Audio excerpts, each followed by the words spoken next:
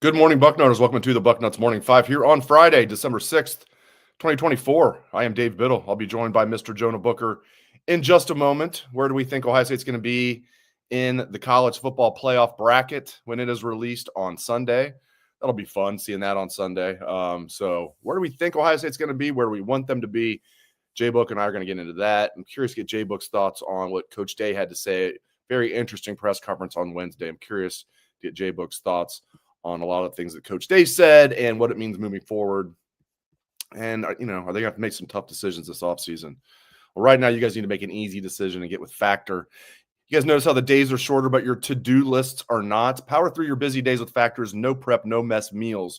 From breakfast to dinner and anything in between, Factor has easy, nutritious options to keep you fueled and feeling your best. Whether you like routine or you enjoy mixing things up, Factor has you covered with 35 different delicious meals every week and over 60 additional convenience options you can add, like their fantastic smoothies.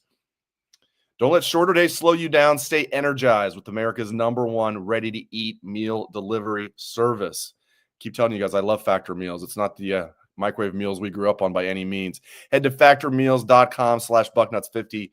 Use code Bucknuts50 to get 50% off your first box and 20% off your next month. Great deal. That's code Bucknuts50 at factormeals.com/Bucknuts50 to get 50% off your first box plus 20% off your next month while your subscription is active. Good to see you on a Friday. Let's welcome in Jonah Booker. How you doing, my friend? I'm doing well. How are you, good friend?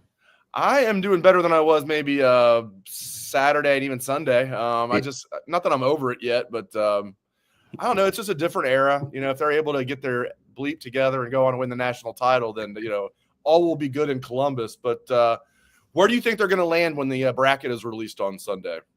I think they're probably going to be on the eight seed, Dave, probably around there. I saw some people say 7, potentially. I think there was FanDuel or something like that put out a stat that said that minus 2,000 for Ohio State to be ending up at the 8 seed. I'm still disgusted. I see my banner here. I forgot to change it from last Saturday post game. Says disgusted. But I didn't even notice that. I'm gonna keep it up. Yeah. When we think back on the game, I'm still disgusted. Yeah, right. I think they'll be no worse than 8th. And I'm guessing 99% of the people know this. That doesn't necessarily mean they're going to be like ranked 8th. They could be like ranked 6th, but still have the 8th seed. I think that's the worst they'll be. And that'd be interesting if it plays out like some people think it'd be 8 Ohio State versus 9 Tennessee here in Columbus. That'd be awesome. My guess is, I know it depends on what happens. My guess is they're going to land in the 7th spot and they'll host the 10th seed. We'll see how it turns out. But I think it'll be there either 6 at best, 8 at worst. I'm going with 7. It'll be 6, 7, or 8. I'm going with 7. Let's talk about Tennessee or Alabama. I think that's been kind of the common theme that we've been seeing, that it could be either the Vols or Alabama. Now, I've seen 2 different scenarios in 2 different type of brackets. If they were to host Tennessee, Dave, I think the bracket shaked out to where in that scenario, if they were to win that game, they would play Oregon in the semifinal. And then I saw another bracket that had them playing against Alabama, and if they won that game, they will play Boise State in the quarterfinals. Hey man, I know some people are afraid of Jalen Milroe, but I look at it like this: give me Alabama, Dave, because I don't think this Alabama team is very good at all. I mean, they went to Norman, Oklahoma, and Oklahoma is absolutely terrible. And they pretty much shut out that Alabama offense. The question you have to ask is, can Jim Knowles create a defense and a package to be able to contain Jalen Milroe? When you start to think about the weather elements, Dave, are we going to see a situation where basically Milroe can't throw and they turn into another service academy type of offense that we saw against Michigan there? Now, if that's the case and you're saying, hey, the defense can hold Alabama to under 14 points at home, can the Buckeye offense get their head out of their you-know-what and actually score some points? If they can, then the Buckeyes should be able to handle their business against Alabama. Now, when you're looking at Tennessee there, that Tennessee front against our offensive line could be a problem. Right. Because Tennessee is very, very stout right in the middle, similar to how Michigan is. They do have some NFL caliber guys there.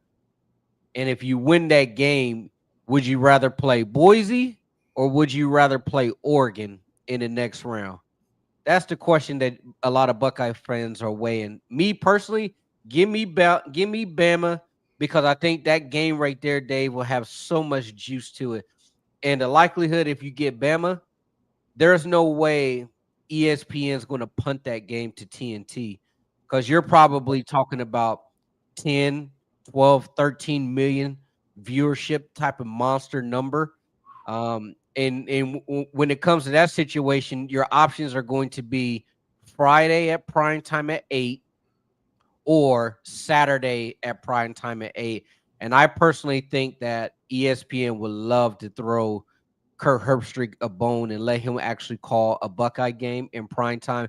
And that can also be their way to sticking it to Fox Big Noon to say, hey, we got your boys. We got your bread and butter maker on primetime TV. Watch this monster number we're going to put up.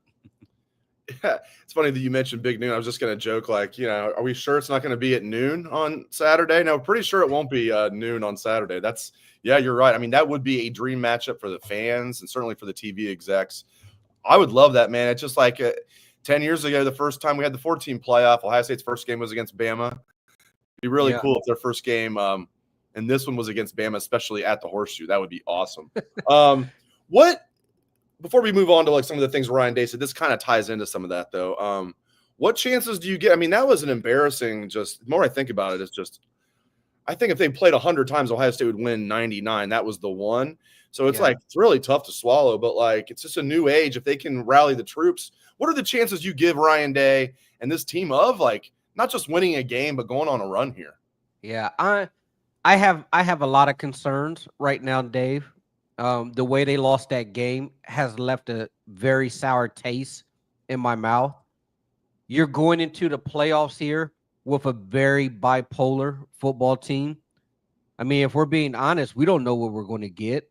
Are we going to get the team that showed up against Penn State on the road and smothered them? Are we going to get the team that almost lost to Nebraska, the team that showed up against Indiana and just dominated them? Or are we going to get the team that showed up against Michigan? And the more important question is, what coaching staff are we going to get? Because it seems like those guys go big brain theory in crucial situations, and they don't make the appropriate adjustments. I mean, there's so many mistakes that they made in this game, Dave, that is absolutely absurd, that you shouldn't be making these type of coaching errors at this point of the season. And so the other question that you have to ask is, how confident are we in this offensive line? Now, Ryan Day did touch in his press conference that there were going to be they're going to be reviewing shuffling the offensive line. Right. I don't know what they got right now, Dave. I mean, you're already on your fifth combination of starters. I mean, are we talking about a situation where Austin Saraville, moves over? Tegger gets kicked out of the lineup, and they move in a new center and move Hinsman to guard, or are they moving Donnie back to the guard and putting the other kid who played left tackle that got hurt against Nebraska in? Like, I don't know what options they really have, and it's kind of sad that you're at a place like Ohio State right now, and you have that many bodies that are in the program that aren't ready to play meaningful snaps. Yeah, I was going to say, I reading between the lines of what he said on Wednesday, I'll be surprised if Josh Padilla is not the starting center in the postseason. Yeah. There was a lot of smoke. We talked about it. There was a lot of smoke after McLaughlin got hurt that they were thinking about putting Padilla in there at center. But especially after then, I mean, yeah, it was after McLaughlin got hurt. And Coach Day said they just didn't want to do it, going into the Michigan game. They probably felt, he didn't say this, they probably felt like, oh, we're going to be fine. Michigan's offense is so limited. As long as we don't basically do what they did, Right. they'll be okay in this game. But yeah, man, I think I'll be surprised if Josh Padilla is not the starting center. I think what you said will probably happen. They'll probably move Syreveld over to right guard, Syreveld, and then put Hinsman back at left guard. I don't know. That's just my guess. Because I'm looking at this, Dave, and just this morning I was just curious. I was like, let me take another peek of PFF and see how, the offensive line. I mean, you didn't have one offensive lineman grade under a 50.6 against Michigan. Like, that's absolutely bananas. Like, Carson Hinsman at center had a 14.8 pass blocking grade at center. Now, that right there should tell you Carson needs to be at the guard spot, because I thought he played much, much better next to Donnie when he's a guard. And then Tegra, I mean, my goodness. I mean, Tegra's at a 34% pass blocking, a 43% at run blocking. And I mean, he was out there playing Ole to Michigan's defensive tackles. Like, as soon as the ball was snapped, he was like, Ole, go ahead, go get my running back. No problem at all. I mean, you can't have that going into the playoffs. And I thought it was interesting that Ryan Day admitted they were considering making a line change in the middle of the Michigan game. I thought that was fascinating. Like, is this something that you guys have practiced, like break glass in type of emergency, that this offensive line is not able to do it, but to throw a 6 rotation of offensive lines in the fire in the middle of the Michigan game, and those guys were actually considering it? That tells you how bad the offensive line played, that was even the thought. I thought Ryan Day handled the Wednesday press conference about as well as you could. That being said, Buckeye fans, and I hear when fans are saying, I feel the same way. I mean, at what point is talk, way too cheap? Talk is cheap anyway, but like, he owned it. I give him credit for that. There was no excuses. Buck stops with me. It wasn't like, yeah, but I put it on Jaden Fielding or whatever. There really wasn't. He owned it. So I like that. But he's always good at press conferences, man. We see this too many times in big games. And yeah, I know he beat Penn State and Indiana. We would know those aren't really top 5 teams, though. I don't know. I mean, what did you make of that Wednesday press conference overall and how he handled it? Yeah, it was kind of like a 2-part, because you had the recruiting to start. And hey, credit to you, Dave. You were the first one to really get the ball rolling. I was listening, and you go, "Can we go to Michigan now?" And then you kind of hit them with the question that everybody was asking. I believe your question, correct me if I'm wrong, is you were asking him about why they were making the decision to continue to run into the teeth of Michigan's defense against those defensive tackles. But I think he was prepared for the questions because he knew it. I really wish that you guys would have had the opportunity to talk to Chip Kelly, because there's still a lot of answers that are questions that needs to be answered regarding that game plan. Like, why in the world would they agree to play on those type of terms against Michigan? Like, I am sick and tired of hearing about, oh, if you win the rushing battle, you'll win the game like 20-some plus times. Like, dude, just win the freaking football game. Like, I don't care if you rush for 1 yard. If you need, and they said that, oh, we can't throw the ball 60 times. We can't just completely abandon the run. We have to have some type of semblance of balance. We can't go into a shell. We have to be able to figure out how to fight through it. Like, if you can't run the ball, do what you do best, and that's getting the football to the perimeter to Jeremiah Smith. And he said it was hindsight that they he agreed with one of the beat reporters saying, why'd you stop going tempo? Like, you guys were going through Michigan's defense like a street taco after the bar on a Friday night, and they decided to not continue to do that when it was obviously working. And he said, hindsight 2020, we probably should have went more tempo. Like, it made zero sense, because if you watch some of that game, Ohio State was basically self-sabotaging because they were taking the play clock all the way down inside of 10 seconds against this Michigan's defense. They didn't ask them to play sideline to sideline. similar to what Texas and Oregon was able to do. And I thought Joe Klatt made some good points. I know we banged on Joe Klatt a lot this year with a lot of his commentary in the Big Noon, but he made the point that he thought that Chip and Ryan fell into Michigan's trap. And Joe Klatt said that in the conference call that they had with the Michigan staff earlier in the week, Michigan was just hoping to keep it to a one-score game going into the fourth quarter. Joe said. So I don't think Michigan was in the mindset, hey, we have the capability, nor do we have the arsenal to run these guys out. However, we know that if we keep this game close in the fourth quarter by one touchdown, we're going to win this game. So what was their plan? We're going to take the play clock all the way down to under 5 seconds. We're going to run. And if Ohio State cannot jump out on us, game, set, match. And that was their total game plan, because Ohio State once again played into their way of playing the football game. Instead of saying, hey, let's jump out on them, let's go up 14-0, and guess what? We're going to make Davis Warren uncomfortable. They're going to have to speed up their offense. We're going to have to make them have a sense of urgency. You want to win the rushing battle? Good luck down 14 points in the shoe in the crowd behind you. That's why I say it's so stupid, that rushing battle stat, because if Ohio State jumped out on them early, then it doesn't matter if Michigan outrush you, because they were so incapable of throwing the football. You were going to win that football game. Curious what changes J-Book wants to see, and maybe even beyond that, what he expects to see this offseason. I think if it doesn't go well in the postseason, we're going to see some tough changes. Right. We want to let you guys know about Gooder sunglasses. Makes for a perfect holiday gift. Give the gift of Gooder this holiday season.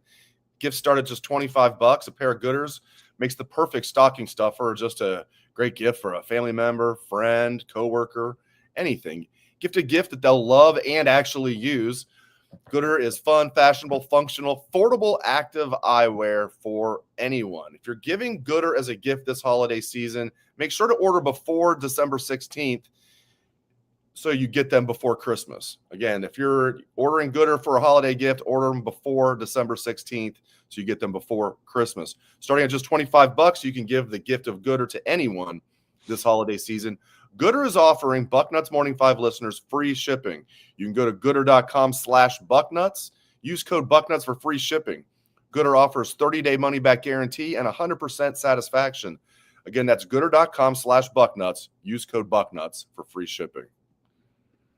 All right, man. I mean, if things don't go well in the postseason, let's say they win a game and then lose in the quarterfinals, for example, I mean, there's going to be some tough changes. I don't know what he's going to do with offensive coordinator. I mean, Chip Kelly, I thought that was a good hire, man. I mean, Chip Kelly, I mean, he's never really won anything, you know. No. I mean, he got Oregon to a national championship game, but lost to Ohio State in the Rose Bowl. Jim Tressel out-coached the hell out of him. Did go 10-6 a couple years with the Eagles, but never won. Got to the playoffs once, lost a playoff wild card game, didn't win anything at UCLA.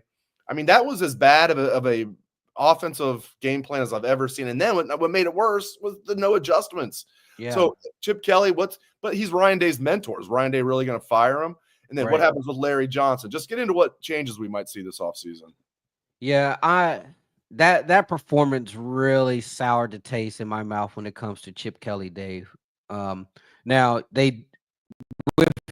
with his hire as the OC, they did get better in the red zone. That was one of their biggest struggles last year. They were horrible in the red zone. They did get better in that. But this offense really wasn't where it should have been, Dave, when you consider the amount of weapons that they've had. The one thing that I always thought was weird, and it made no sense to me, is why they decide with this offense and this firepower to have their pace of play to be one of the slowest in all of college football. That made zero sense to me, and it's kind of opposite of what you saw from Chip when his Oregon days. It was he was known for a guy that played fast, caught the defense on their feet. Now, I'm not saying that you need to have 100 snaps a game, but how slow they were moving, I thought that was kind of odd, considering, like, hey, you have the clear athletic advantage over 99% of teams that you're going to play this year. Gas them out, man. Like, why are you letting them off the hook? It's almost like, hey, I'm a boxer, and I'm the clear better boxer. We're in the ring, and instead of me just taking the flurry of punches, like jab, jab, jab, like we're just hugging it out, and then in the middle of rounds, then I actually turn it on when you don't really need to do that, considering the advantage that you have. So I thought that was a weird strategy from them all throughout the season. So I think he's not. I don't think he's going to fire Chip if he's back. There's no way he fires Chip. That's his boy. Justin Fry, on the other hand, I think you got to make a move on Justin Fry, Dave. I mean, you can't. You're and credit to Stephen Means, and he asked Ryan Day straight up, is Justin Fry getting the job done recruiting? Because he praised all of the other coaches and stuff, position coaches, when it comes to recruiting. And everyone knows that Justin Fry recruiting over the last several years have been way below the Ohio State standard. You should never be in a position at a place like Ohio State where, one, you don't have enough bodies to even field a really competent offensive line. But the fact that you're desperate for bodies and you're going to have to go to the portal to at least get 3 tackles, because you're losing 4 right now. They don't have a serviceable offensive line for next year, Dave, at all. And that's because of the situation that Justin Fry has put them in. Now, the naysayers are going to point back and say, hey, look at the job that Justin Fry has done, developing the offensive line. That's true. And, you give them their props where credit's due. They did play much better developmental wise with the starting guys, but the recruiting misses, you can't have it. You're in a huge hole when it comes to numbers wise. Not only do you not have any tackles, the fact that you have to go to the portal to get 2 starting tackles kind of tells you about the evaluation process and the lack of those second and third wave guys not getting developed faster. Like, I don't know why you can have a first team offensive line play fairly well, but you can't get the next wave of guys developed to where you can pop them right in. I know that they like to say old line is a developmental 3-year type of project, but dude, you got to speed the clock up. You got to figure out how to speed that clock up somehow, because you don't have any depth at the position. I think Larry's going to retire on the defense. I think the time is now, Dave. The development on that side of the football hasn't really been where you hope it would be. I mean, all year, last 2 years, even go 3 years, this team has struggled to generate self-efficient pass rush, getting pressure on the quarterback without the defensive coordinator having to dial it up. You're starting to see Larry kind of take a step back, struggling to hold on to some of his targets down the stretch consecutive years as far as the pass rushers. So you essentially need to go to the portal there as well to go and find you some edge rushers, because you don't have, behind Kenyatta Jackson and Caden Curry, who's your next pass rushers next year? Don't have any. And that's because of the recruiting misses there. So you're either going to have to change your defense to be more of a 3-4 hybrid type of situation, which I think they're going to do because of the lack of DNs. But I think it's time for Larry again. And once again, speaking of Larry, Dave, they don't learn from their mistakes. I mean, think about this. Ohio State hasn't forced a punt against Michigan in the 4th quarter since 2019. How crazy is that? It's been that long since the Buckeye defense has forced Michigan to punt. And every year over the last 3 years, Dave, we said, what was the biggest issue in the 4th quarter? Defensive line was gas, ran out of gas. We look at this game against Michigan. Here we are again, same situation, and the defense played their butts off. And there's nothing against the defense as far as their effort and how they played again. But we're in a situation now, 59 snaps, and all 4 of your defensive linemen play 52 to 53 snaps. Fourth quarter came, hands on the hips once again. Like, Larry, you didn't learn from your mistakes the last couple years that you got to be able to have fresh legs against Michigan. Unbelievable. Yeah, we'll get you out of here on this. Like looking at the offensive line for next year, you're right. They have to hit the portal hard. The problem is it's harder to get an offensive tackle in the portal than maybe it is to get a good quarterback. So it's easier said than done, but they're obviously going to hit the portal hard. In addition to that, the guys they have now, like the Armstrong twins, Ian Moore, those guys need to step up next year. If not as starters, maybe one of those guys is going to need to be a starter, at least as like top backups entering their second year. The scary part about it, and you mentioned it, is everybody in the country are going to want tackles. If you can get a tackle, that's like the weight and gold. It's like finding Willy Wonka's golden ticket, Dave. If you can get a starting tackle out of the portal, and the fact that Ohio State has to get 2 and they want a third for potential, man, that's thin ice that you're walking on. Like the Buckeyes should never be in this type of position to where we're having to go get 2 starting tackles because of the lack of recruiting. I mean, and then there's smoke right now. And the thing that a lot of people have been saying about Fry is, the state of Ohio next year in 2026, just wait. There's a lot of top talent in the state of Ohio coming up as far as offensive linemen. And now there's smoke that the top tackle in Ohio, Max Riley's leaning towards Clemson. I mean, come on, buddy. Like that's one of your in-state guys right now. That's a top in-state tackle who's already looking to try to leave the state. Like at some point, you can't continue to go down this route. It's way too dangerous, Dave. It's way too dangerous to be operating to say, hey, I can see I need to get a starting linebacker from the portal, or I need another corner or safety from the portal. Okay, I get it. But now you're talking about I need to find 2 starting tackles, a third because we have 0 depth, and then maybe try to go and get a couple guards because we don't like the way the guards are shaking out. That right there is a recipe for disaster, Dave, especially when you got Texas next year as an opening game. You got Oregon next year. You got Michigan at their house. And you're still talking about there's major question marks with the offensive line. I don't know, man. It's frustrating, man. It's very, very, very frustrating. It's also frustrating. I should be leaving for Indianapolis here in a couple hours. Had to cancel my hotel room and all my reservations for a Big Ten championship game. But great stuff as always, man. You always come strong. Really appreciate it. He's Mr. Right. Booker. Thank you, Jay Book. And talk to you next week, my friend. Yeah, talk to you next week. All right, take care. We'll say goodbye to Jay Book, and great stuff as always out of Jay Book. He's the man. Thanks to Jay Book. Thanks to all of you. We appreciate it very much, you guys tuning in. Hope everyone has a great day and a great weekend. Go Bucks.